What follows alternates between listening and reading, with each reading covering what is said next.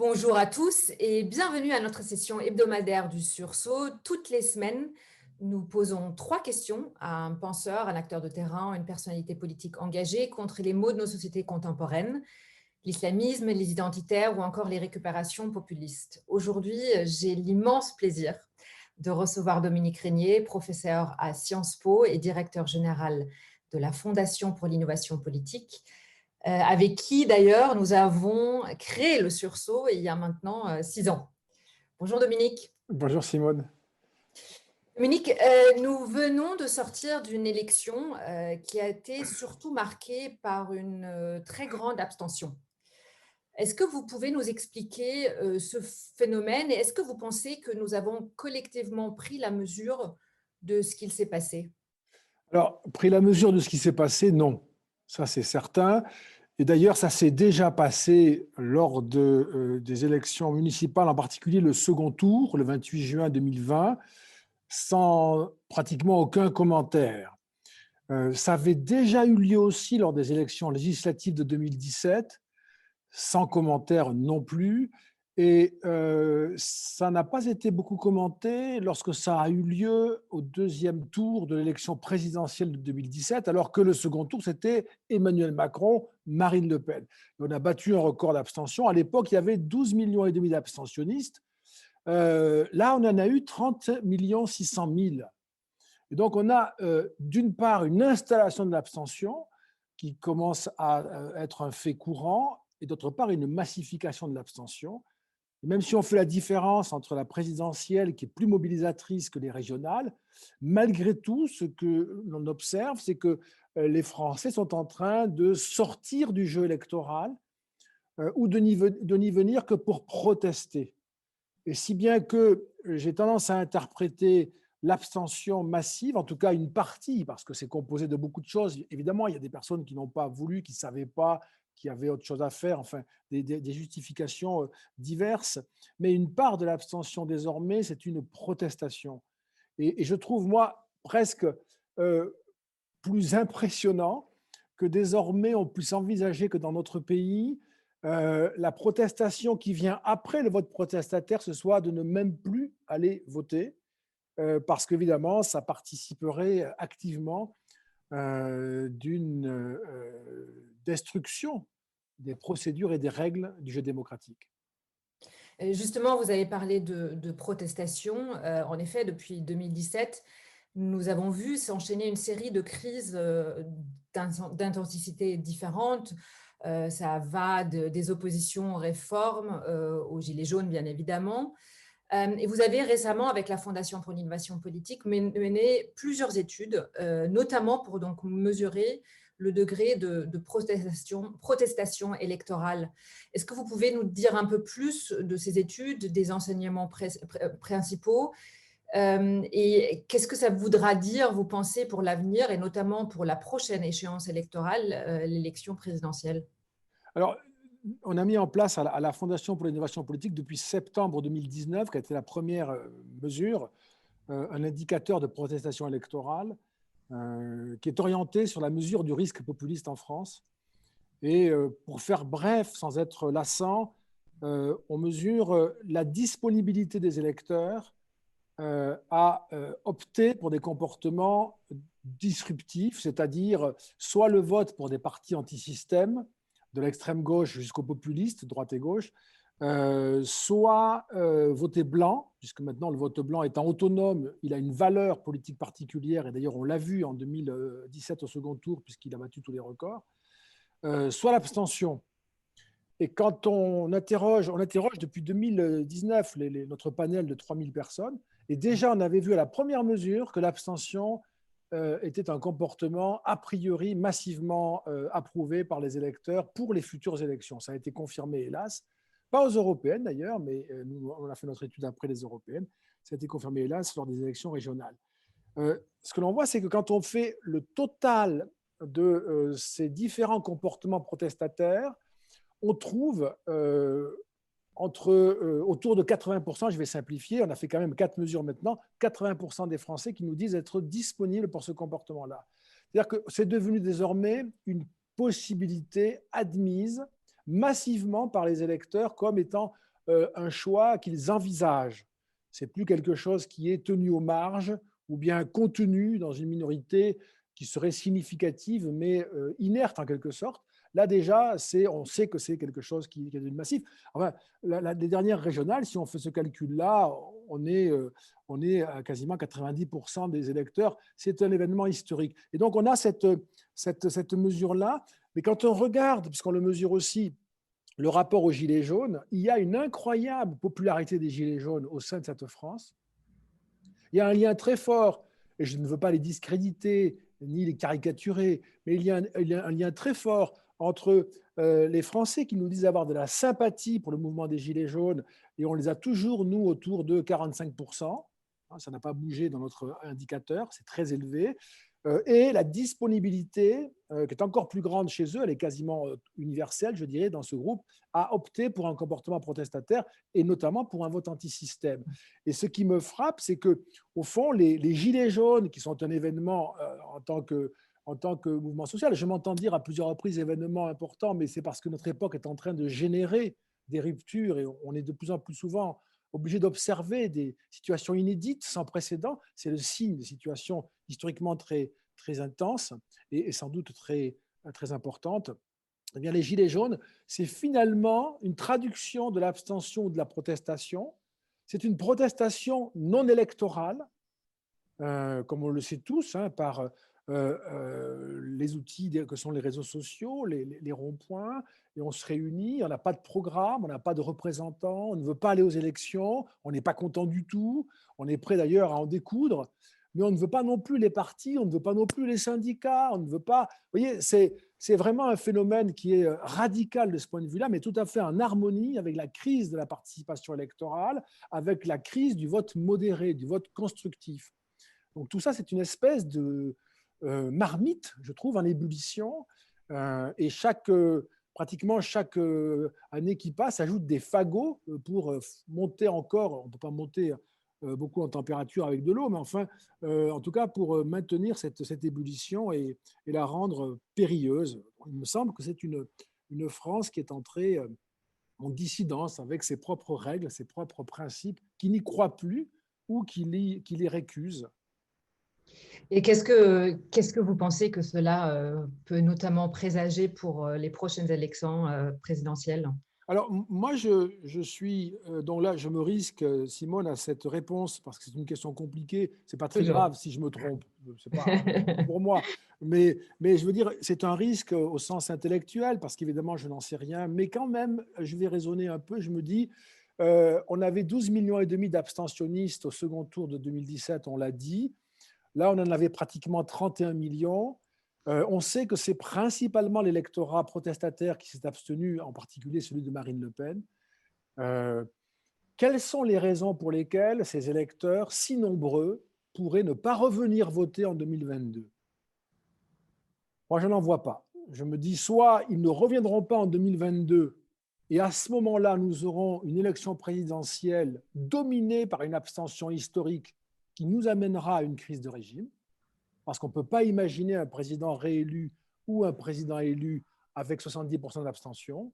Il faudrait constater la crise de régime. Ce serait un référendum contre le système et nous serions dans une crise profonde. Soit ils reviennent voter et j'ai peine à croire, peut-être par un défaut d'imagination ou d'optimisme, mais j'ai peine à croire que revenant par millions, ces électeurs viendraient dire dans 10 mois leur joie, leur satisfaction, leur contentement de se retrouver invités à choisir une majorité pour gouverner ce pays. Non pas qu'ils n'en soient pas capables, mais là, nous avons quand même des indications qui sont négatives. On ne sait pas si on vient à bout de la pandémie, on peut craindre qu'elle revienne par le variant Delta et l'insuffisance de la vaccination. La reprise, d'ailleurs liée à la pandémie, n'est pas aussi bonne qu'on peut l'espérer. Bref, ces frustrations-là, ces lassitudes, ces exaspérations, si elles se conjuguent avec le retour des électeurs par millions, produiront un résultat très périlleux. Peut-être une élection finalement pas trop malheureuse, mais de justesse, et qui ne pourra pas nous empêcher de considérer que nous sommes dans une crise systémique. ou bien ce que moi j'appelle l'accident électoral, c'est-à-dire l'élection d'un candidat ou d'une candidate antisystème qui se ferait beaucoup plus par l'abstention des modérés, car il y a aussi des modérés qui s'abstiennent, sinon il n'y aurait Bien pas sûr. 70% d'abstention, et la mobilisation très forte des protestataires qui veulent intentionnellement cela obtenir un résultat disruptif, tandis que les autres produiraient un accident sans le vouloir. Je termine en précisant que c'est exactement ce qui s'est passé au premier tour du 21 avril 2002 dans l'élimination de Lionel Jospin. Tout à fait. Alors, la dernière question que j'ai, c'est, je sais que le sujet vous tient à cœur, c'est la question de la résurgence de l'antisémitisme en France et plus généralement dans le monde occidental. Nous avons d'ailleurs ensemble mené plusieurs études à ce sujet. Est-ce que vous voyez un lien entre les deux phénomènes, c'est-à-dire d'un côté la crise donc, que vivent nos démocraties représentatives, parce qu'on a parlé effectivement de la France, mais il y a d'autres pays en Occident et en Europe qui vivent des crises similaires, et l'augmentation du phénomène antisémite? Oui, oui, moi je vois des liens. Alors, l'antisémitisme, comme vous le savez très bien, a ses déterminations, elles sont plurielles, elles sont plus ou moins anciennes, elles ont survécu à traversant l'histoire, elles ressurgissent avec leur logique propre. Et puis, il y a aussi des contextes dans lesquels ce retour, ce ressurgissement se fait plus net parce que ça rend les choses plus faciles, le contexte rend les choses plus faciles. Et je crois que c'est un peu ce qui se passe aujourd'hui et en lien avec ce que nous avons dit. À partir du moment où nous observons, comme on peut le voir aujourd'hui, et depuis quelques années, mais c'est de plus en plus net, euh, un effondrement des idéologies classiques, des systèmes de pensée qui ordonnaient nos réflexions, nos discussions et même nos disputes et même nos désaccords. À partir du moment où les grandes règles que nous avions imaginées pour régler notre désaccord, non seulement se mettre d'accord, ça on le dit souvent, mais aussi arriver à se mettre en désaccord sans que ce soit dramatique, sans que ça nous empêche de vivre ensemble, sans que ça nous empêche de continuer, et puis un jour d'être d'accord sur un autre sujet et à nouveau en désaccord, pour que nous puissions vivre tout cela sans que ce soit une tragédie. Eh bien, ces règles-là, elles sont en train d'être altérées, peut-être même abandonnées. On a parlé de l'élection et de l'abstention. On pourrait constater le même déclin pour les partis qui sont souvent mal jugés. 80% de nos interviewés dans nos enquêtes rejettent les partis politiques. 80%. On ne vivra pas pacifiquement sans des partis politiques forts qui nous aident à discuter ensemble, à nous retrouver, à nous mettre d'accord ou à trouver un autre moment pour rediscuter encore. Même chose pour les syndicats. Les organisations collectives sont toutes en crise, en retrait. Il n'y a plus grand-chose d'intact pour nous tenir ensemble, pour faire communauté. Et dans ce contexte-là, je crois que c'est un fait anthropologique, malheureusement. Je crois que une partie des personnes eh bien, se rétractent dans des structures archaïques qui vont chercher à réactiver ce qui fait des différences, à leurs yeux qui comptent, des différences sur lesquelles on pourra fonder des formes de détestation, de confrontation. On va dans le tréfonds archaïque et on réactive des haines, des préjugés qui recomposent la société en communautés qui sont en relation conflictuelle par nature entre elles. Et plus rien ne peut arbitrer ces conflictualités dès lors qu'elles sont jugées comme étant fondées en nature. C'est un contexte dans lequel, c'est très triste de se dire cela, mais c'est un contexte dans lequel l'antisémitisme ne peut que prospérer, malheureusement. C'est terrible de penser, de dire cela. D'autant plus d'ailleurs que moi, j'en suis frappé presque chaque jour, je dirais, malgré tous les efforts que l'on doit déployer, que l'on déploie aussi, on a fait ensemble des études, vous le rappeliez, et d'autres efforts, heureusement, ont été menés, mais malgré tout, on ne sent pas, moi je ne sens pas, en réalité, cette préoccupation le niveau de préoccupation qui devrait être le nôtre face à la question de l'antisémitisme et à sa résurgence structurelle. On n'est plus simplement dans des points de fièvre ou dans des poussées pathologiques, on est maintenant dans quelque chose qui est beaucoup plus structurel et qui est lié, je crois, à ce dérèglement du monde démocratique, et avec d'autres raisons, mais que je ne vais pas évoquer ici, ce serait trop long, et qui d'ailleurs se retrouve en miroir dans ce qu'on appelle maintenant, et moi je me pince pour parler comme cela, parce que je sors d'un rêve qui était doux, je dois aujourd'hui reparler de racialisation. Notre débat se racialise à nouveau, on l'a dit, on le commente intensément depuis quelques années, mais moi, c'est quelques années récentes et peu nombreuses dans ma vie qui n'avaient jamais été habitées par des termes comme cela. On ne parlait pas, je ne voyais pas mes contemporains comme cela. Et je vois maintenant que l'on racialise le débat politique, les termes du conflit, et ça n'est vraiment pas bon signe. Dans ce contexte-là, il y a aussi une relation entre les deux. Le déclin de nos institutions de régulation, d'arbitrage et de discussion conduit à la résurgence de l'antisémitisme, conduit à la racialisation du débat. Et si on peut dire, sans le limiter, que l'antisémitisme a une expression à l'extrême gauche et à l'extrême droite, une expression forte, il a aussi, on l'avait étudié ensemble, une expression au sein, malheureusement, de la communauté musulmane. Il y a aussi, avec la racialisation, d'autres déterminations, d'autres sociologies qui viennent pousser, plus de la gauche en l'espèce, qui viennent pousser à cette recomposition de notre débat en ces termes pour le pire. Il n'y a pas autre chose à attendre de cela.